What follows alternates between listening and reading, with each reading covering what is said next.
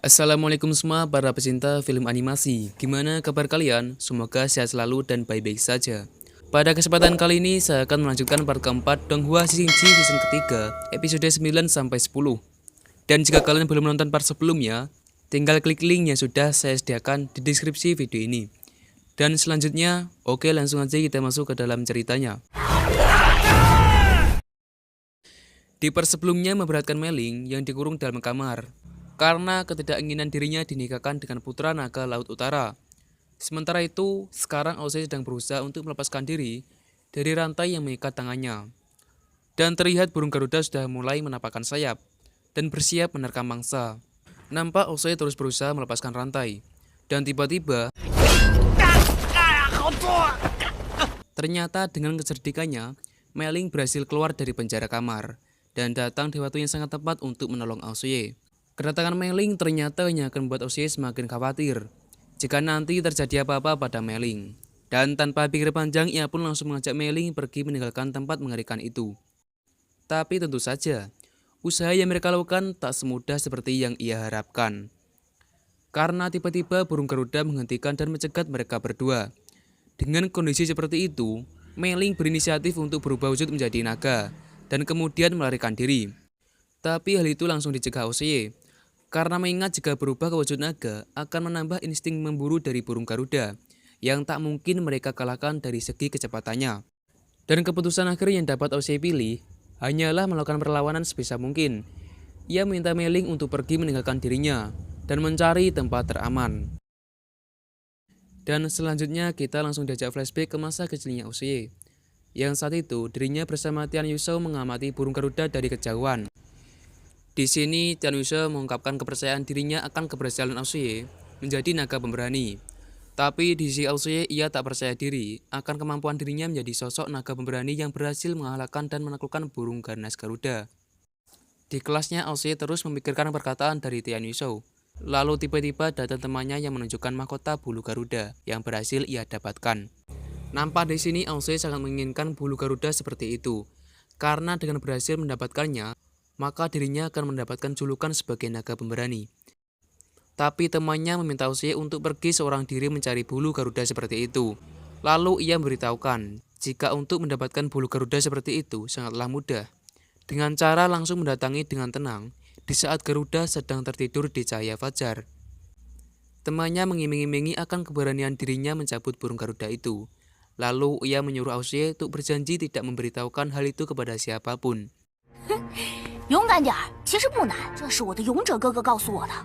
我壮着胆子试了。 Dengan terus terngiang-ngiang perkataan temannya, juga dengan penuh ambisi, Aosuye bertekad pergi seorang diri untuk memburu bulu burung Garuda. Dan mengejutkannya, ternyata bocah itu merupakan teman dari Yelong. Yelong menyuruh dia membujuk Aosuye untuk pergi seorang diri melakukan hal yang sangat berbahaya, mencabut bulu mahkota dari burung Garuda dengan memamerkan keberhasilannya mendapatkan bulu burung Garuda, yang ternyata itu hanyalah bulu dari seekor ayam yang sengaja mereka buat untuk menipu Aosuye. Mereka bertiga pun sangat puas akan keberhasilannya membujuk Aosuye untuk melakukan suatu hal yang dapat dikatakan sebagai sebuah tindakan bunuh diri. 当然了，他可是深信不疑的。 Tanpa mereka semua sadari, Meling dari kejauhan mendengar semua etikat jahat ke mereka bertiga. Lalu ia pun langsung bergegas pergi menemui Tian Yusou dan memberitahukan jika sekarang Aosuye dalam keadaan bahaya. Dan benar saja, Aosuye pergi seorang diri di puncak tebing tempat burung Garuda mencari mangsa. Ia pun kebingungan karena dia tak melihat satupun burung Garuda tertidur untuk dapat ia ambil bulunya. Kemudian dari arah belakang, tiba-tiba burung Garuda muncul dan siap menerkam dirinya. Aosuye sangat gugup dan panik, apalagi ia sangat kesulitan untuk melarikan diri.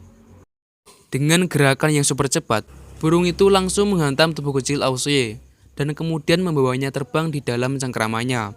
Beruntung, saat itu juga datang Tian Yusou di waktu yang sangat tepat untuk menyelamatkan dirinya.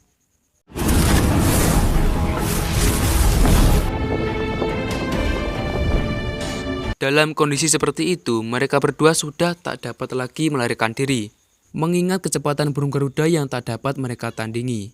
Sehingga dengan terpaksa, Tian Yusou memutuskan untuk melakukan perlawanan sebisa mungkin dan meminta Aosuye untuk pergi menyelamatkan diri. Dan ternyata, usaha yang dilakukan Tian Yusou hanya akan membuat kehidupannya terancam. Dengan tubuh yang ripuh, Aosuye membuat Tian Yusou pulang ke istana dan langsung minta pertolongan untuk segera mungkin menyelamatkan Tian Yusou yang sudah terlihat tak sadarkan diri. Dan kebetulan saat itu ayah dari Tian Yusou sedang bersama Raja Donghai. Ayahnya sangat panik melihat kondisi anaknya yang sudah lemas tak berdaya. Dan setelah diperiksa, ternyata Tian Yusou mengalami luka dalam yang sangat parah, sehingga tak dapat lagi untuk diselamatkan.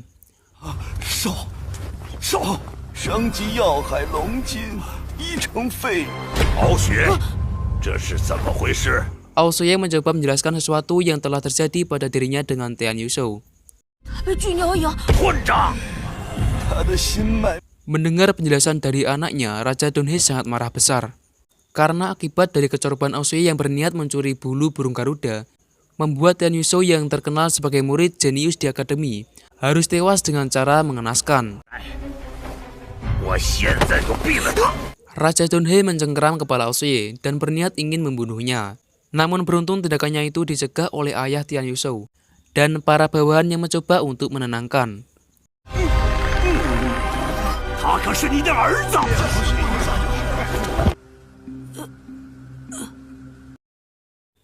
Kembali lagi ke Aosuye. Sekarang dirinya dalam mode marah dan mengeluarkan seluruh kemampuannya.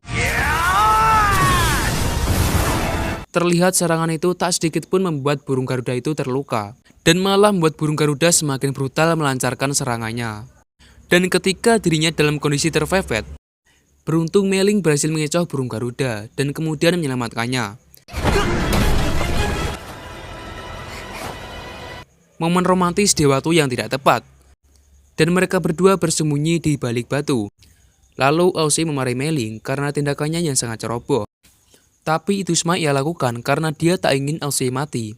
Karena Mei Ling menginginkan Aosuye membawanya pergi dari istana dan kemudian menikmati hidup bersama.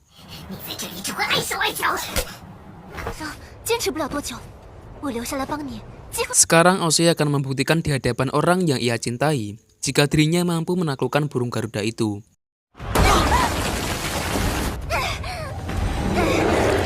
Dan tiba-tiba burung Garuda berhasil mendapatkan Mei Ling dan berniat akan langsung memakannya. Tapi sebelum burung Garuda itu berhasil memakan Mei Ling, dengan sangat heroik, Aosuye menahan mulut burung Garuda dan kemudian langsung mengeluarkan kekuatan gunturnya. Sehingga mereka berdua dapat menggunakan kesempatan itu untuk segera melarikan diri. Aosuye menggandeng tangan Mei Ling dan berlari dengan Mei Ling yang mengagumi kemampuan petir dari Aosuye. Dan tiba-tiba, Mei Ling sudah berada di mulut burung Garuda. Dan kemudian burung Garuda itu pun menelannya. Melihat itu, Aosuye sangat bersedih. Tian Yusou dan Mei Ling, kedua orang yang selalu baik hati kepadanya, kini telah meninggalkan dirinya.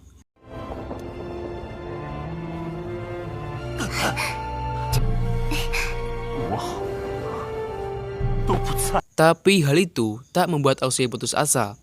Dan terlihat burung Garuda itu memanggil kedua temannya. Sehingga sekarang Aosuye harus menghadapi 3 burung Garuda sekaligus. Dengan kekuatan gunturnya, Aosuye berhasil membuat ketiga burung itu pun terpental. Dan dia terus memacu seluruh kemampuannya untuk keluar.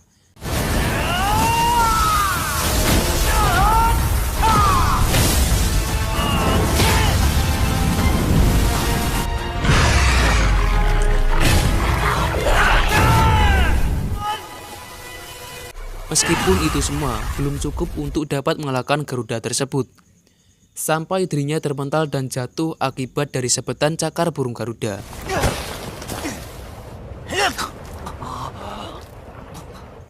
Tapi hal itu tak sedikit pun mengurangi semangatnya untuk terus bertarung melawan. Aosuye lagi dan lagi melancarkan serangannya.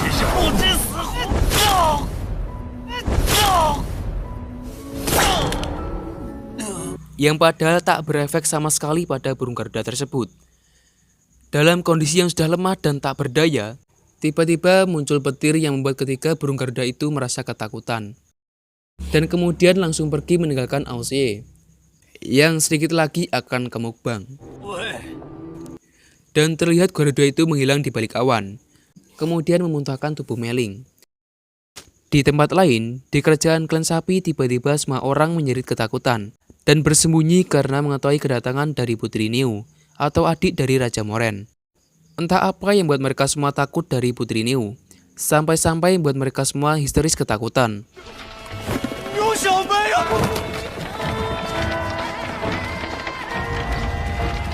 Putri Niu langsung menemui mereka semua yang berada di ruang makan.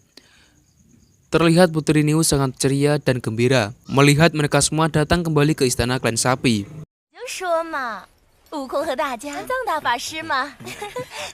Tak diduga, Putri Niu ini mempunyai energi yang sangat luar biasa, yang tidak mencerminkan seorang putri. Terlihat ketika ia sedang menyapa Yubaji, sampai Yubaji tersungkur terkena sabetan dari tangannya.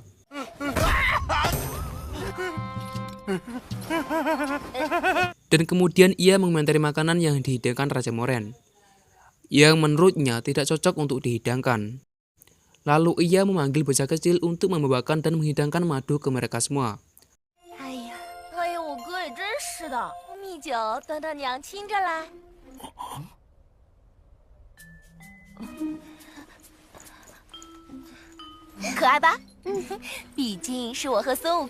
Ketika anak itu keluar, mereka semua sangat dibuat terkejut.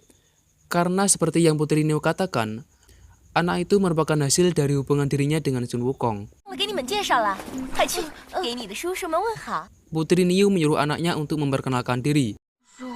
Dan mengejutkannya lagi, anak itu mengeluarkan ekor layaknya monyet, dan tak lupa juga tanduk di kepalanya. Terima kasih telah menonton, dan jika kalian suka, jangan lupa klik tombol like, subscribe juga notifikasinya. Dan sampai jumpa di video saya selanjutnya.